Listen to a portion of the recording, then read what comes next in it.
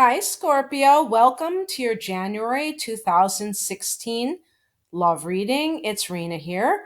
And before I begin, because I've already picked the cards, I just want to give a little disclaimer.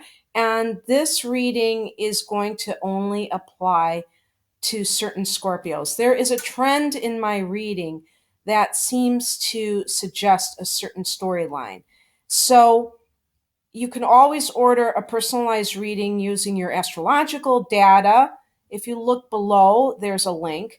But for some of you, the whole scenario will be very accurate, and maybe some of you will see a few cards that seem to ring true for your current reality.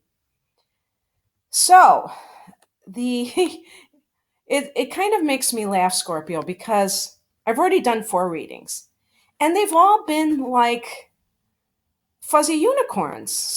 So I don't quite understand, except that you guys are pretty darn intense individuals. So maybe you lead intense lives. I think that I've had some readings that were more lighthearted than others, but this may not be one of them. It's up to you to decide. The card that I picked to represent the recent past is the Five of Swords. And this is a card that describes some sort of underhanded behavior, especially in the verbal sense, because swords connect to air signs and communication. So it could have been some kind of gossip, malicious comments that were made possibly behind your back that you found out about, or otherwise a situation that was not on the up and up that affected you negatively within a relationship. So, in that context, we can talk about cheating, that sort of betrayal, talking to another person and claiming not to. You find out about it.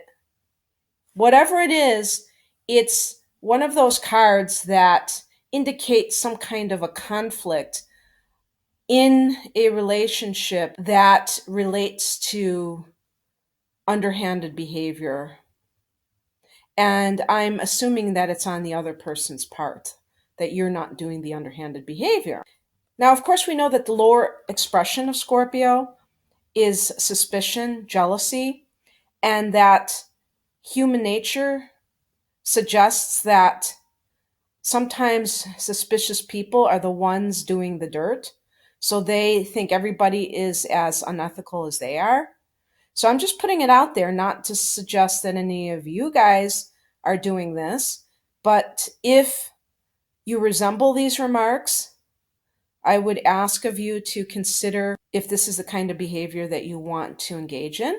The current state of affairs for you is the Death card. So there you go, another lighthearted card, right? Death is a major arcana card, and so it points to transitional energy in the person's life. And Scorpio has recently had Saturn in its own sign. And so it's been there and it's done that. And some people may still be kind of reeling from this transit if they did not handle it properly. Because even though Saturn is a very tough taskmaster, if you can rise to the occasion, you can really capitalize on this very strict and disciplined energy. But if you are not willing to put in the elbow grease, then it may be a wasted opportunity. So hopefully you did not resist any of the lessons that came with Saturn. But the Death card is not going to talk about literal death necessarily. You never know what life is going to hand us, but that can happen to any sign at any time. Scorpio, interestingly, is connected to death, ruling the eighth house, which includes death and sex and taxes, as they say.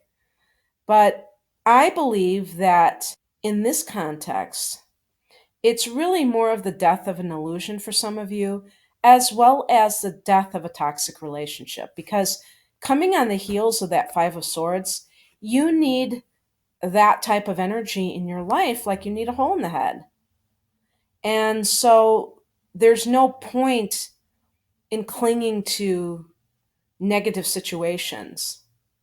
But being a fixed water sign, your emotions run not only deep, but very tenaciously.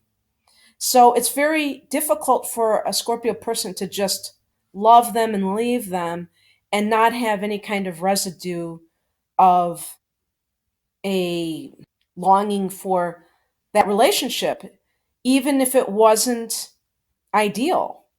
And this actually can be one of your good points in some ways because you tend to be very loyal and you don't just abandon people at the first go. And so it's just a matter of better discernment on the front end of things so that you don't get wrapped up into a relationship that lacks integrity. And that Five of Swords points to a lack of integrity on the other person's part. The higher perspective of this situation is the Hermit card. And I have been picking this Hermit card for different signs in this position, at least one other sign in this position, maybe two. And very interestingly, as I've noted before, the Hermit card is number 9 in the major arcana, and we have a 9 universal year in 2016.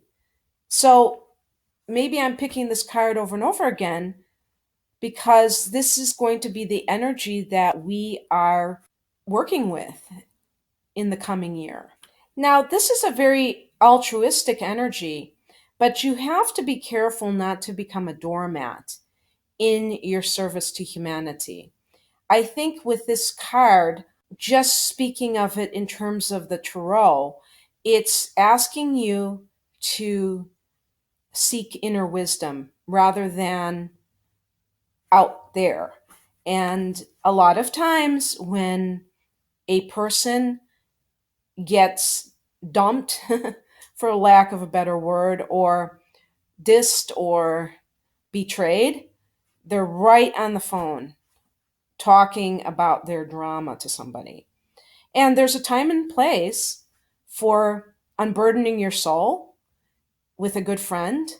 But even in those situations, it should not be done gratuitously so that you can garner attention playing the victim, but really as a sounding board to get somebody who will be honest with you and call you on your stuff and tell you what you need to do so that you're not just in victim mode.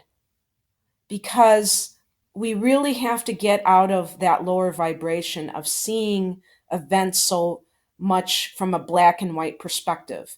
And I've been noticing that there seems to be an agenda in our worldly society to get us to believe that we are perennial victims.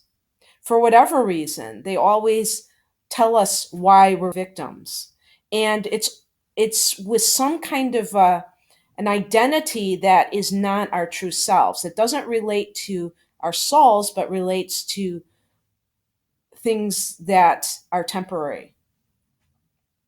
And so, even with relationships, we have to look at ourselves, how we contributed to the situation. It's not blaming the victim, it's learning from experiences and not allowing them to make us feel that we are less than. So, this is a call to reflect. The advice is the Ten of Wands in reverse. And so, this is a card of working too hard. So, some of you Scorpios may not even have the time for a relationship to unfold in the proper way. Maybe your life is too imbalanced as it is, and this led to whatever happened. I can see the situation of a workaholic spouse who is gone all the time and the other person feels lonely and they cheat. Now, you can say, but they don't have the right to cheat. But sometimes people do these things to get their needs met, not just the physical needs, but the emotional needs. And so, this is what I'm talking about when we see things from a higher perspective. And so, definitely, if you have too much on your plate, try to make it a point to become more balanced so that you can have the proper time to finding a partner who is really right for you on multiple levels.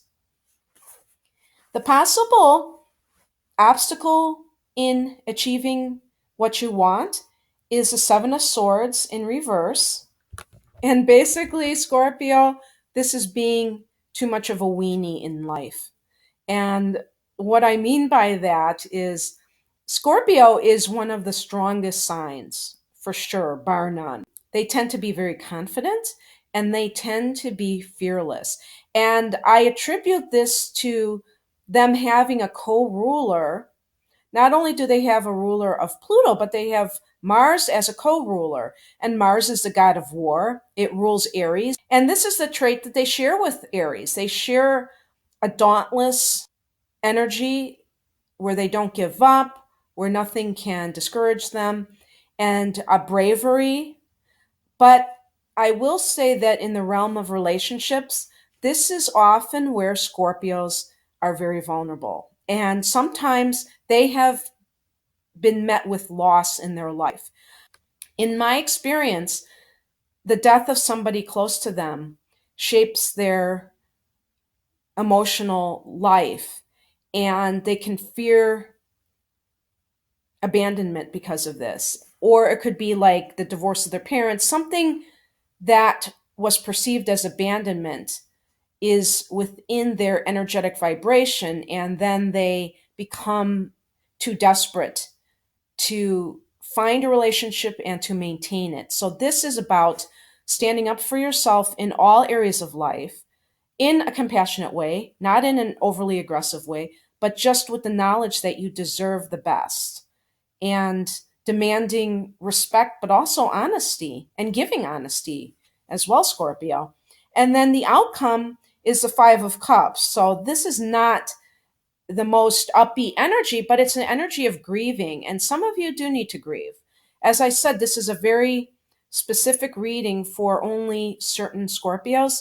But if you've held on to some loss and you've kind of like pushed it away, use this time like the Hermit card to go within and to really face all of the things that may have caused you pain in the past so you can have a clean slate. And you can even get assistance through various means, including energy work, which can help with blocked chakras or energy centers in the body that kind of hold on to that energy of grief and block your ability to even fall in love, really, because you're still like stuck in that energetic, vibration of this person that you still want in your life. So, Scorpio, not the lightest reading, but hopefully some of you got a message from this that was helpful. If you'd like a personalized reading, click on the link below.